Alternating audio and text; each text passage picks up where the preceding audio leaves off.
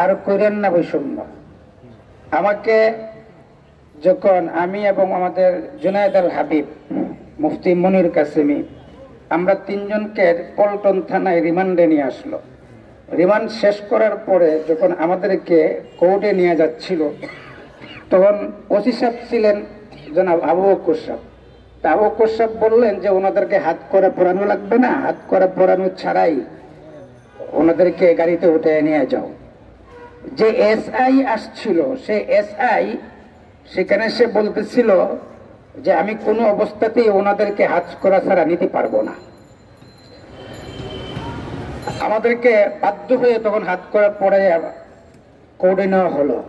আমাদের মাওলানা মামুন সাহেবকে হাতে এবং পায়ের মধ্যে বেড়ি বাঁধে তারপরে আপনাদের জেলখানায় নিয়ে যাওয়া হতো।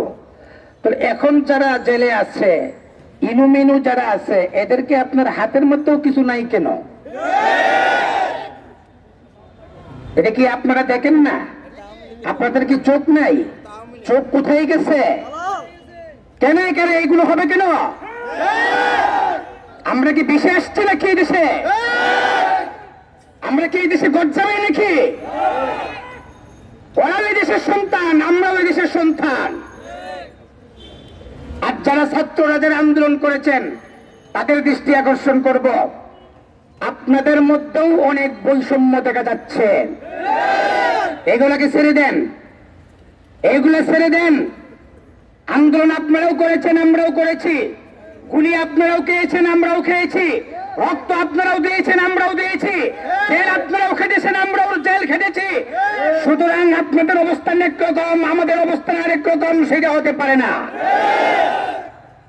এই বিষয়গুলো আমাদের যারা আইন শৃঙ্খলা বাহিনী যারা আছেন, আপনাদের দৃষ্টি আকর্ষণ করে বলবো, দয়া করে মেহেরবানি করে এগুলাকে পরিহার করুন, না হয় কিন্তু আপনাদের অবস্থান আবার আবার অন্যরকম হয়ে যাবে। আল্লাহ আমাদেরকে আমল করার তৌফিক দান করুক।